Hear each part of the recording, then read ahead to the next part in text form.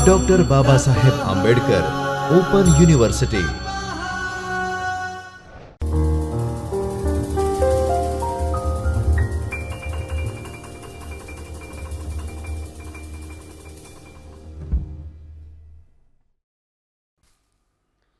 નમસ્કાર વિદ્યાર્થી મિત્રો, ડૉક્ટર બાબા સાહેબ આંબેડકર ઓપન યુનિવર્સિટીના ગુજરાતી વિભાગમાંથી એસવાય બીએ દ્વિતીય વર્ષ બીએના વિદ્યાર્થીઓ માટે આજે આપણે અભ્યાસ કરીશું દયારામની કવિતા જે કોઈ પ્રેમ અંશ અવતરે। એસવાય બીએમાં ફરજિયાત ગુજરાતીનું જે પેપર છે તેમાં મધ્યકાળ તથા અર્વાચીન કાળની પ્રતિનિધિરૂપ રચનાઓ કહી શકાય એવી રચનાઓનો આપણે અભ્યાસક્રમમાં સમાવેશ કર્યો છે। અલબત્ત મધ્યકાળ અને અર્વાચીન ગુજરાતી સાહિત્ય તો વિશાળ છે, પણ તેમાંથી જે રચનાઓની આપણે પ્રતિનિધિ તરીકે પસંદગી કરી છે એમાં વિદ્યાર્થીઓની સજ્જતા કેળવાય એ માટે થોડી સરળતા, થોડી પ્રશિષ્ટતા, એમનું અભ્યાસ વર્ષ વગેરેનું ધ્યાન રાખીને આપણે સમાવેશ કર્યો છે। તો મિત્રો, જે કોઈ પ્રેમઅંશ અવતરે એ દયારામનું કાવ્ય છે। દયારામ મધ્યકાળના કવિ છે। મધ્યકાળના એમ કહીએ તો ફરજિયાત ગુજરાતી પેપર રાખનાર વિદ્યાર્થીઓએ આ કાળને થોડો સંક્ષિપ્તમાં સમજી લેવું જોઈએ। અલબત્ત મુખ્ય વિષય ગુજરાતી સાથે જે વિદ્યાર્થીઓ ભણતા હોય છે એમને તો મધ્યકાલીન સાહિત્યનો ઇતિહાસ ભણવામાં આવતો હોવાથી એ જરૂર રહેતી નથી કે મધ્યકાળ એટલે શું એ ખાસ સમજવું, પણ આપણે થોડીક વારમાં એ વાત સમજી લઈએ તો 1150 ઈસવીસન 1150થી લઈને 1850 સુધીનું જે સાહિત્ય છે તે મધ્યકાળ કહેવાય છે। આપણા આદિકવિ તરીકે નરસિંહ મહેતા પ્રતિષ્ઠિત છે, મહાકવિ તરીકે પ્રેમાનંદ અને બંસી બોલના કવિ દયારામ એ મધ્યકાળના છેલ્લા એવા મોટા કવિ ગણાય છે। હેમચંદ્રાચાર્ય સુરીશ્વરજી, જેમણે સિદ્ધ હેમ વ્યાકરણ ગ્રંથ આપ્યો ત્યાંથી શરૂ કરીને નરસિંહ પૂર્વેનું સાહિત્ય, નરસિંહ, મીરા, પ્રેમાનંદ, અખો આદિમાં આપણને તત્વજ્ઞાન, પ્રેમલક્ષણા ભક્તિ આદિની કવિતા મળે છે। દયારામ પ્રેમલક્ષણા ભક્તિના કવિ છે। તેમની કવિતામાં પ્રેમ લક્ષણ દેખાય છે। એ પ્રેમ પ્રભુ પ્રેમની કવિતા છે। મધ્યકાળની કવિતામાં ધર્મ કેન્દ્ર સ્થાને છે। મધ્યકાળમાં ગદ્ય રચાયું નથી। વચનામૃત જેવા અપવાદને બાદ કરતાં મધ્યકાલીન સાહિત્ય મોટા ભાગનું પદ્યમાં છે એ આપણે જાણીએ છીએ। આટલી ભૂમિકા પછી આપણે દયારામનું જે પદ ભણવાના છીએ એ પદનું પહેલાં હું પઠન કરતો જઈશ અને પઠન પછી આપણે એની વાત કરીશું। જે કોઈ પ્રેમઅંશ અવતરે, જો અવતરવું આ શબ્દ પણ ધાર્મિક, આધ્યાત્મિક અર્થછાયા ધરાવે છે। મધ્યકાલીન કવિતાને ઓળખવા માટે મધ્યકાળની ભાષાને પણ જાણવી, સમજવી પડે। તે સમયે કેવા શબ્દ પ્રયોગો થતા એનો પણ બીજા કવિઓનો અભ્યાસ કરીએ તો પણ આપણને ખ્યાલ આવે।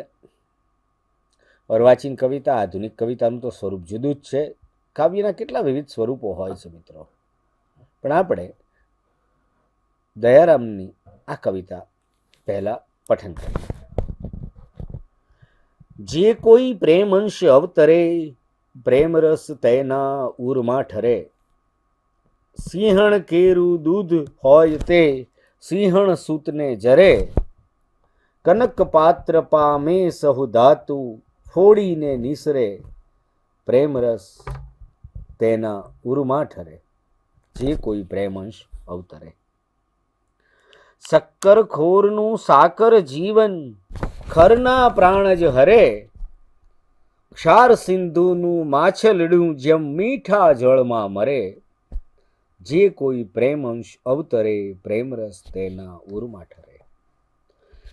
સોમવેલી રસપાન શુદ્ધ જે બ્રાહ્મણ હોય તે કરે, વગળવંશીને વમન કરાવે વેદવાણી ઉચરે, ઉત્તમ વસ્તુ અધિકાર વિના મળે તદ્યપિ અર્થ ના સરે, ઉત્તમ વસ્તુ અધિકાર વિના મળે તદ્યપિ અર્થ ના સરે, મત્સ્ય ભોગી બગલો મુક્તા ફળ દેખી ચંચુ ના ભરે, એમ કોટી સાધને પ્રેમ વિના પુરુષોત્તમ પૂઠ ના ફરે, દયા પ્રીતમ શ્રી ગોવર્ધનધર પ્રેમ ભક્તિએ વરે, જે કોઈ પ્રેમંશ અવતરે, પ્રેમરસ તેના ઉરમાં ઠરે.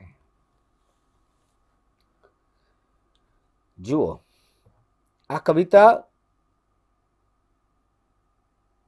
કૃષ્ણ પ્રીતિની કવિતા છે, પ્રેમનું કાવ્ય છે. કૃષ્ણ પ્રેમનો પર્યાય છે. આમાં કૃષ્ણનો ઉલ્લેખ છે. શ્રી ગોવર્ધનધર એ કૃષ્ણ છે છેલ્લી પંક્તિમાં. દયા પ્રીતમ દયારામની કવિતા છે એટલે નામનો ઉલ્લેખ છે.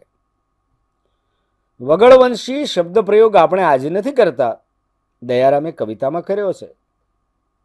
વર્ણશંકર એટલે વગળવંશી. કનકપાત્ર સુવર્ણપાત્ર. થોડા આજની પેઢીને અઘરા જણાતા શબ્દોના અર્થો હું જોઈ રહ્યો છું અને એ કહી રહ્યો છું. મત્સ્ય ભોગી બગલો, જે માછલીનો જ આહાર કરતો એવો બગલો. તો હવે આપણે કવિતામાં ભાવપૂર્વક પ્રવેશ કરીએ. જે કોઈ પ્રેમ અંશ અવતરે, પ્રેમરસ તેના ઉરમાં ઠરે. કવિ જે કોઈ એમ કહે છે. અહીં દરેકને માટે પ્રેમનો પ્રદેશ ખુલ્લો છે એટલે જે કોઈ એમ કહ્યું છે. શરૂઆત ખુલ્લાપણાથી થાય છે. પ્રેમરસ કોના ઉરમાં ઠરે? પ્રેમરસ કહો કે હરિરસ કહો. મધ્યકાલીન કવિતાનું એક લક્ષણ મેં આપને પહેલા જ કહ્યું કે એ મધ્યકાળની કવિતા ધર્મ પ્રધાન છે. કૃષ્ણ કેન્દ્રી કાવ્યો આપણને ઘણા મળે છે. તો અહીંયા જે કોઈ એટલે એવી વ્યક્તિ, એ કોઈ પણ ધર્મ કે સંપ્રદાયનો માણસ નહીં, જે કોઈ પ્રેમંશ અવતરે, પ્રેમરસ તેના ઉરમાં ઠરે. જે વ્યક્તિનું હૃદય, જે વ્યક્તિનો ભાવ, જે વ્યક્તિનો સ્વભાવ પ્રેમમય છે, તે તેના ઉરમાં પ્રેમરસ ઠરે. ઉર એટલે હૃદય. પણ એ વ્યક્તિત્વ કેવું હોય? પ્રેમરસ આપણે જેને કહીએ છીએ તે એટલે એક વિશાળ જીવન ભાવના છે. મધ્યકાળની કવિતામાં જ કહેવાયું છે, હરિનો માર્ગ છે શુરાનો, નહીં કાયરનું કામ. જો આ પ્રેમરસ એટલા શબ્દમાં માત્ર કૃષ્ણ પ્રીતિની જ વાત આવે છે એવું નથી. પ્રેમરસ એટલે કરુણામૂલક સ્વભાવ, અહિંસા જેનું મૂલ્ય હોય એવો સ્વભાવ. હવે કરુણા કેળવવી, અહિંસા કેળવવી, ક્ષમાભાવ કેળવવો, આ બધા જ સદગુણો માનવીય સ્વભાવના જે જીવન મૂલ્યો ઉત્તમ છે, મૂલ્યો તે જે વ્યક્ત થાય છે, એ તમામ મૂલ્યો પ્રેમરસ, એ તમામ મૂલ્યના ધારક એવા વ્યક્તિના જીવનમાં, વર્તનમાં, વ્યવહારમાં સંભવે છે. એ જેનામાં હોય છે એનામાં જ પ્રેમરસ ઠરે છે. હવે એ વ્યક્તિત્વ સાધારણ નથી હોતું. કોઈ સાધારણ કક્ષાની વ્યક્તિ, કોઈ કાયર વ્યક્તિ અહિંસાનું પાલન ન કરી શકે, સત્યનું પાલન ન કરી શકે. કરુણા અને ક્ષમાભાવ તો વીર વ્યક્તિ હોય તે જ અમલમાં લાવી શકે. તમને થશે પહેલી પંક્તિમાં સત્ય, અહિંસા, કરુણાની કોઈ વાત નથી, આપણે કેમ એની વાત કરીએ છીએ? તરત જ બીજી પંક્તિમાં આપણને થોડું જડે છે, એ અર્થ સુધી આપણે પહોંચીએ છીએ કે સિંહણ કેરું દૂધ હોય તે સિંહણ સૂતને જરે, કનક પાત્ર પાખે સહુ ધાતુ ફોડીને નીસરે. સિંહણનું દૂધ સાધારણ પાત્રમાં લઈએ તો એ પાત્રને ફોડી નાખે છે. સાધારણ પાત્ર સિંહણનું દૂધ ઝીલી શકતું નથી. તો સિંહણનું દૂધ ઝીલવા માટે જેમ કનક પાત્ર, સુવર્ણ પાત્ર જોઈએ, એમ પ્રેમરસ એક એવું જીવન મૂલ્ય છે કે એ કોના હૃદયમાં ઠરે? જે પ્રેમંશ બની અવતર્યો હોય એના જીવનમાં ઠરે. એના માટે અસાધારણ વીરતા જોઈએ. એ અસાધારણ વ્યક્તિત્વ હોય છે કે જેના હૃદયમાં પ્રેમ રસ હોય છે. પ્રેમ રસ એટલે માત્ર ભાવોની નજાકત નહીં. પ્રેમ રસ એટલે ક્ષમાભાવ, કરુણાભાવ, અહિંસા ભાવ. જગતને જેની આજે તાતી જરૂર છે તે. આજના યુગમાં આ કવિતાનો અર્થ કરતી વખતે અને સિંહણ કેરું દૂધની જે વાત છે એ ઝીલવા માટે જે કનક પાત્રની કવિને અપેક્ષા છે, એમ ક્ષમા, કરુણા અને અહિંસા જેવા જીવન મૂલ્યો છે એ સિંહણ કેરા દૂધ જેવા જ હોય છે. એ કોઈ સાધારણ વ્યક્તિમાં, સાધારણ માનવ પાત્રમાં ઝીલાતા નથી. એટલે આ ઉદાહરણ દ્રષ્ટાંત અલંકાર છે. સિંહણ કેરું દૂધ એ કનક પાત્ર ઝીલી શકે એ દૃષ્ટાંત દ્વારા કવિ આપણને એમ સમજાવે છે કે દરેક પાત્રની પાત્રતા સિંહણનું દૂધ ઝીલવાની નથી. એમ દરેક મનુષ્ય પાત્ર છે એની પાત્રતા મહાન માનવ મૂલ્ય એવો પ્રેમ ઝીલવાની હોતી નથી. એ કોઈ વીરલાનું જ કામ છે. એ હરિનો રસ છે, નહીં કાયરનું કામ. જો શક્કરખોરનું સાકર જીવન, આ દૃષ્ટાંત અલંકારથી મઢેલું કાવ્ય છે. આખું દાખલાઓ આપીને કવિ ફોડ પાડીને સમજાવે છે. શક્કરખોરનું સાકર જીવન, ખરના પ્રાણ જ હરે. શક્કરખોર હોય તે સાકર પર જીવે છે, એ સાકર ખાઈને જીવે છે. એ જ વસ્તુ ખરના પ્રાણ જ હરે, એ રાક્ષસને મારી નાખે છે. રાક્ષસ એ ગ્રહણ કરી શકતો નથી. એટલે ક્ષાર સિંધુનું માછલડું જેમ મીઠા જળમાં મરે. ક્ષાર સિંધુ, સમુદ્ર ખારો હોય છે. સિંધુ સમુદ્ર, ક્ષાર ખારાશ, ક્ષાર ખ પ્રાકૃતમાં ખારું. તો એ ખારાશ જે છે સમુદ્રની, એમાં રહેલું માછલું એને મીઠા જળમાં નાખો તો મરે. ખારાશ એને જોઈએ જ. સોમવેલી રસપાન શુદ્ધ જે બ્રાહ્મણ હોય તે કરે. સોમવેલી એટલે એમ માનવામાં આવે છે કે વેદકાળમાં એક વેલ હતી, એનું નામ હતું સોમવેલ, પછી સોમરસ. તો સોમવેલી આ જે વેલ છે એનું રસપાન કોણ કરી શકે? બ્રાહ્મણ હોય તે કરે. કહેવાનું તાત્પર્ય શું છે? આગળની પંક્તિ, સોમવેલી રસપાન શુદ્ધ જે બ્રાહ્મણ હોય તે કરે, વગળવંશીને વમન કરાવે વેદવાણી ઉચરે. અહીંયા આપણે મધ્યકાળમાં લખાયેલી આ કવિતા, 250 વર્ષ પહેલા લખાયેલું આ કાવ્ય છે.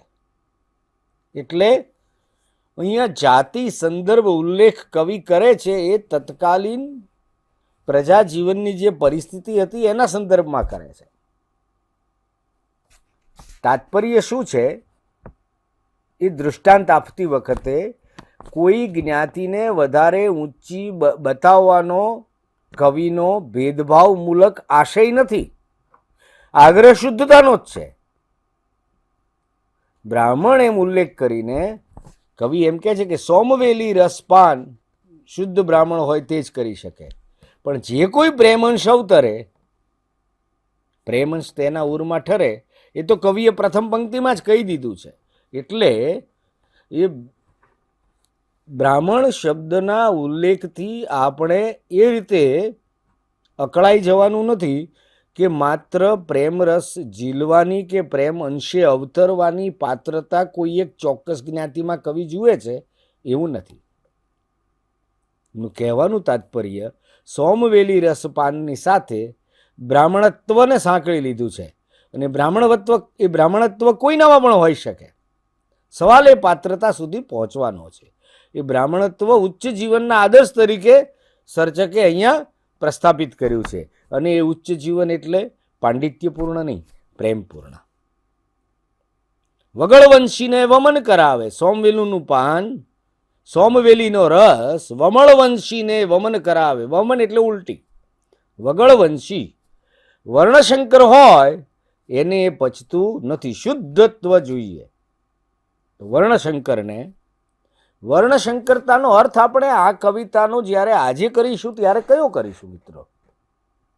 વર્ણશંકર એટલે જેની જ્ઞાતિમાં ભેળસેળ હોય એ અર્થ નહીં, જેના સંસ્કારોમાં ભેળસેળ હોય એવો માણસ, એ અર્થમાં આપણે એને આજે જોવું પડે. કારણ કે જેના સ્વભાવમાં સત અસત અરાજકતા અનેકવિધ અવગુણ અપલક્ષણની ભેળસેળ હોય એ વગળવંશી. એવું આજે તાત્પર્ય આપણે એ શબ્દના તાત્પર્યાર્થ સુધી પહોંચીએ તો પ્રેમંશની કવિને જે પાત્રમાં કલ્પના છે એ પાત્રની શુદ્ધતા વિશેના એમના આદર્શને આપણે લક્ષમાં લેવાનું છે. એટલે અનેકવિધ મનોભાવોમાં અનેકવિધ સંસ્કારો, અનેકવિધ વિચિત્રતાઓનો ધારણ કરેલો માણસ શુદ્ધ પ્રેમરસને પામતો નથી. કારણ કે એના માટે હૃદયની નિર્મળતા જોઈએ, દર્શનની અખિલાઈ જોઈએ, સ્વભાવની ઉદારતા જોઈએ, અને એવો હળવો ફૂલ કાગળ જેવું વ્યક્તિત્વ, હળવું લહેરખી જેવું વ્યક્તિત્વ એ પ્રેમંશને ધારણ કરી શકે છે. એના માટેની વીરતાનું અનુસંધાન સિંહણ કેરું દૂધના ઉદાહરણમાં છે. એના માટેની શુદ્ધતાનું ઉદાહરણ સોમવેલી રસપાન કરવાની પાત્રતામાં કવિ દર્શાવે છે. પછી બહુ જાણીતી બનેલી આ પંક્તિ છે. નાનપણમાં કદાચ 8મા 9મા 10મામાં આપણે ભણતા હતા ત્યારે વિચાર વિસ્તારમાં પણ આ પંક્તિઓ આવતી હતી અને એ બહુ જ કામની પંક્તિ છે. નીવડેલી આ પંક્તિઓ ધ્યાનથી બને તો યાદ રાખી લઈએ. ઉત્તમ વસ્તુ અધિકાર વિના મળે, તદ્યપી અર્થ ના સરે. કેટલું ઉત્તમ વાત છે આ. યાદ આવે આપણને કે ભાઈ વાંદરાના હાથમાં તલવાર અપાય? ના અપાય. ઉત્તમ વસ્તુ અધિકાર વિના મળે, તદ્યપી અર્થ ન સરે. પાત્રતા જુઓ, સિંહણ કેરું દૂધ ઝીલવાની વાતમાં મૂળ તો પાત્રની વાત છે. સ્થૂળ અર્થમાં છે કે વાસણ, દૂધ ઝીલવાનું વાસણ. વાસણનો એક અર્થ છે પાત્ર. પાત્રને આગળ વધારીએ પાત્રતા. તો આપણે કહીએ ને કોઈ દાન આપતું હોય તો કે ભાઈ સુપાત્રે દાન કરવું, એમ ઉત્તમ વસ્તુ અધિકાર વિના મળે, તદ્યપી અર્થ ના અવસરે. ઉત્તમમાં ઉત્તમ વસ્તુ હોય એના માટેના લાયક વ્યક્તિ પાસે જો એ વસ્તુ ના હોય તો એનો કોઈ અર્થ સરતો નથી. એવા ઉદાહરણો આપણને જગતના ઇતિહાસમાં કેટલાય મળે છે. સુવર્ણની લંકા હતી, સોનાની. અયોધ્યા સોનાની નહોતી, પણ લંકાના રાજા રાવણ હતા. પાત્રતાનો પ્રશ્ન આવ્યો તો પાત્રતા રાજા તરીકેની કેવી હોવી જોઈએ? એનો આદર્શ આપણી પાસે રામ રાજ્ય તરીકે શ્રી રામનો છે.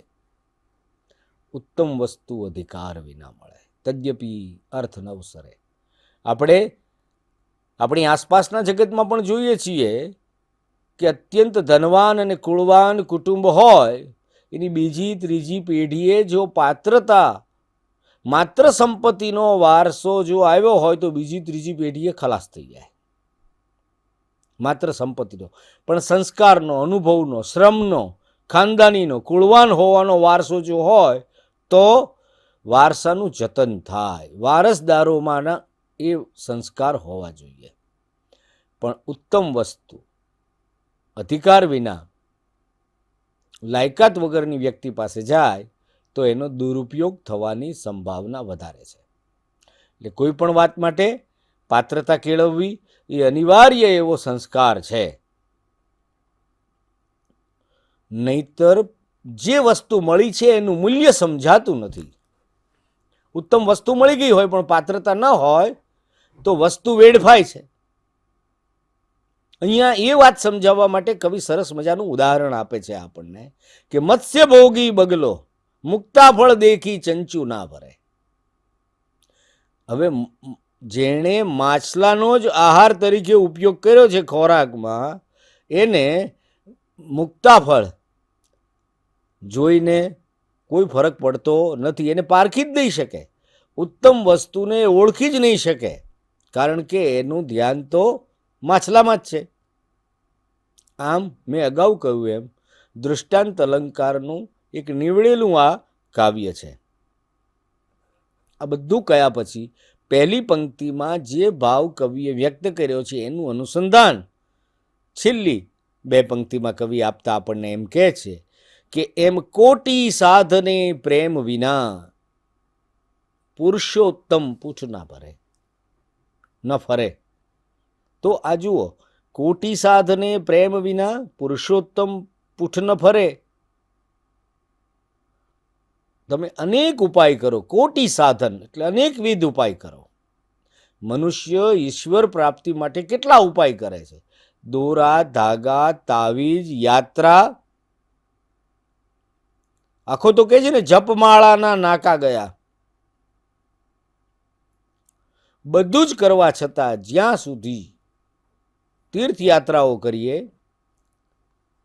બધું જ કરવા છતાં જો પ્રેમ અંશ નહીં હોય, હૃદયમાં પ્રેમ નહીં હોય, તો સંપત્તિ, વૈભવ, ક્રિયાકલાપો, અનેકવિધ કર્મકાંડો, તીર્થયાત્રાઓ, દાન, બધું જ આપણે ધર્મના માળખામાં રહીને કરવા જઈએ તો પણ હૃદય જ્યાં સુધી પ્રેમમય નહીં હોય, આપણું અસ્તિત્વ જ્યાં સુધી પ્રેમમય નહીં હોય, ત્યાં સુધી પુરુષોત્તમની નિકટતાનો અનુભવ નહીં થાય.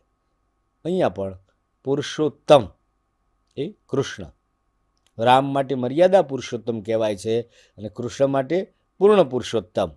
તો એ પુરુષોત્તમનું નૈકટ્ય કેળવવું, એની નિકટતા પામવી, એને પ્રેમ કરવો પુરુષોત્તમને, એ દરેક પ્રિયતમ, દયા પ્રીતમ, પ્રીતમ પ્રિયતમ, એ દરેકનું મધ્યકાળના દરેક કવિમાં સહજ રીતે ગૂંથાઈ ગયેલો હૃદય ભાવ છે. આ ભક્તિભાવ છે. આ એ કવિતા કરવાના સંકલ્પ સાથે થયેલી કવિતા નથી. એ મધ્યકાલીન કવિતા હૃદયમાંથી વહેલી ભાવનું જે ઝરણું છે, એ કવિતા એ ભાવ ઝરણ છે. એટલે કૃષ્ણ પ્રત્યેનો જે અનુરાગ છે, એ અનુરાગ મધ્યકાલીન કવિતાના અનેક ઉજ્જવળ અંશો બનીને, અનેક ઉજ્જવળ પ્રકરણો બનીને આપણી પાસે આવે છે. એમાં ધર્મની સમજ છે, પણ ભક્તિ છે. ભક્તિ એટલે પ્રેમ. ભક્તિ એટલે પ્રેમ. એટલે એ પ્રેમ છે ત્યાં અધિકારપૂર્વક કેળવાયેલો તુંકાર છે. પરણું તો પ્રીતમ પ્યારો, એમ મીરા કહે છે. અખંડ સૌભાગ્ય મારો. કારણ કે લૌકિક જીવનમાં સામાન્ય મનુષ્યને પરણવાથી એ સૌભાગ્ય તો ગમે ત્યારે નંદવાઈ જાય, પરંતુ પ્રીતમ કૃષ્ણ ગિરિધર એને પરણવાથી અખંડ સૌભાગ્ય રહેવાનું છે. કારણ કે કૃષ્ણ ક્યારેય, કૃષ્ણ અમર છે, એટલે કે છે અખંડ સૌભાગ્ય મારું, એ લુપ્ત થવાના નથી ક્યારેય. તો ત્યાં તુકાર છે, કારણ કે પ્રેમ છે, સ્નેહ છે. મધ્યકાળની કવિતામાં પ્રેમ કેન્દ્ર સ્થાને છે. પ્રેમ કૃષ્ણ માટેનો છે, પ્રેમ શાશ્વત સત્ય માટેનો છે. અને કૃષ્ણ એ શાશ્વત સત્યના પ્રતીક રૂપે છે. ઈશ્વરની આરાધના, ઈશ્વરને પામવાની વાતમાં જે તત્વની જરૂર છે એ પ્રેમ તત્વની છે. મોટા મોટા સ્મારકો કે મોટી તીર્થયાત્રાઓ નહીં. એટલે કહે છે કે ઈશ્વર તો અંદર છે અને એ હૃદયમાં કરુણા, અહિંસા, અખિલાઈથી સમગ્રને સમાન ભાવે જોવાની દૃષ્ટિ વિકસે તો જ પ્રેમ અંશનું અવતરણ થાય. અને પ્રેમ અંશનું સાચુકલું અવતરણ એ પ્રેમરસને ઝીલવા માટેની પાત્રતાને અનુરૂપ વ્યક્તિત્વને બનાવે.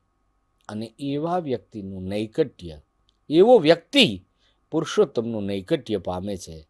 અને ગોવર્ધન ધર પ્રેમ ભક્તિએ વરે, છેલ્લી પંક્તિમાં કહે છે, જેણે ગોવર્ધન ધારણ કર્યો છે એવા શ્રી કૃષ્ણ કોને વરે? પ્રેમ ભક્તિથી જ એને જીતી શકાય છે. કૃષ્ણ એને જ પસંદ કરે છે, એને વરે છે. આમ આપણે મધ્યકાલીન કવિતાની એક પ્રતિનિધિ કાવ્ય કહી શકાય એવું દયારામનું કાવ્ય જે કોઈ પ્રેમંશ અવતરે નો આજે વ્યાખ્યાન કર્યું. મને આશા છે આપે ધ્યાનથી સાંભળ્યું હશે. આપને ઉપલબ્ધ કરાવવામાં આવેલ અભ્યાસ સામગ્રીમાં પણ એનું વિવરણ કર્યું છે, એનો સઘન અભ્યાસ રજૂ કર્યો છે. આપ સૌ મૂળ રચના વાંચશો અને અભ્યાસ સામગ્રીનો યોગ્ય ઉપયોગ કરશો એવી આશા સાથે વિરમું છું. ફરી મળીશું નવા કોઈ વિષય સાથે. Thank you. स्वाध्यायः परमं